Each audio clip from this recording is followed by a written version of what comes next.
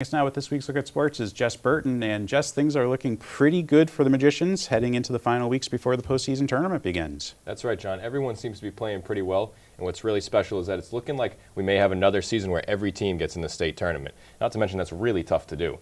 And one of the teams playing really well right now is the boys lacrosse team, especially on the offensive side, led by none other than Brooks Terrell.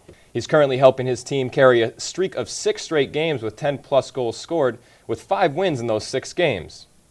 In the loss, which was their first game this week, Brooks had a hat trick, but Beverly got a revenge win against the Magicians 12-10 after Marblehead got the best of them in their first meeting.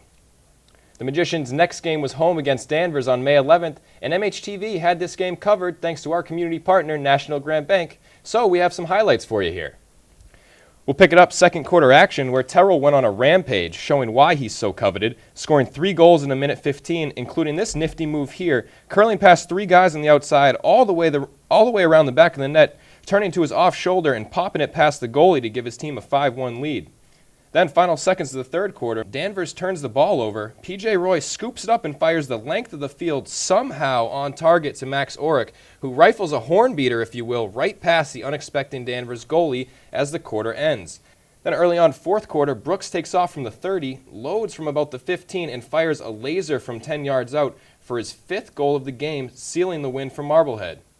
The final was 11-7. Nate Masalik let a few get by him late in the fourth, but had some great saves in this one, especially early on, to allow his team to stretch the lead.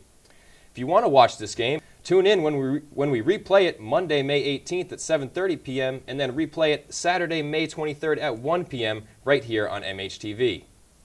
And 8 goals in 2 games just wasn't enough for Brooks, who followed up with a second straight 5-goal game against Newburyport, most recently in an 18-13 win. The girls' tennis team had a trio of wins this week to extend their winning streak to 6 games. First up this week was Winthrop, with dominating individual wins by Meg Ryan and Julia Channon. The girls beat Gloucester next with doubles wins by 2 teams, Hannah Cohen and Megan Hanratty, as well as basketball teammates Jenny Norcross and Lindsay Walker. The 6th straight 5-0 win for the Red and Black came against Saugus, where Kelly Mealy shined in her singles match. The baseball team needs to make a late push to stay alive for a tournament game, 3/4 of the way through their season. On May 9th, they fell to Lynn English 4-3, followed by a May 11th loss to Gloucester 9-2.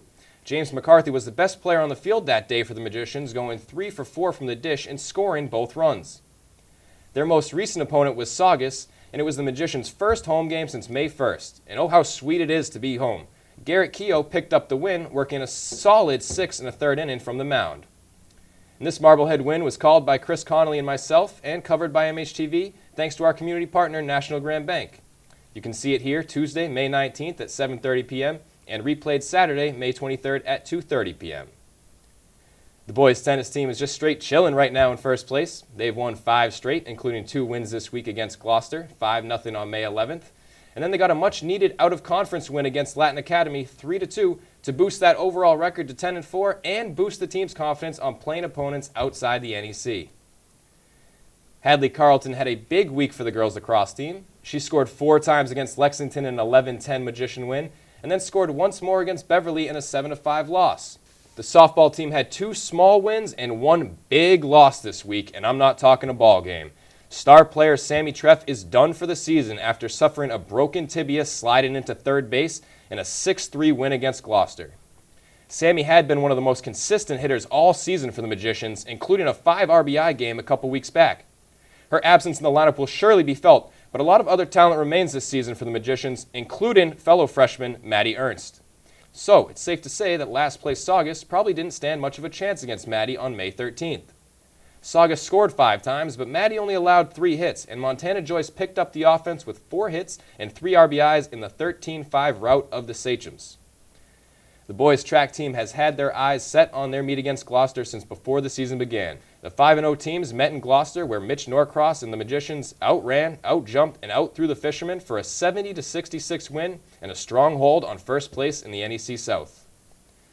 The girls' track team did lose a game a couple weeks back, but they too are in first place and also defeated Gloucester on May 12th, 73-63. Carlin McGrath was a triple winner with first in the 400, the triple jump, and the hurdles. And that'll break the tape for Sports Today on Headliner. I'm Jess Burton. John? All right, thanks, Jess. And that concludes this week's Headliner. I'm John Caswell, and on behalf of the entire news team here at MHTV, I'd like to thank you for watching. Have a good week. We'll see you next time.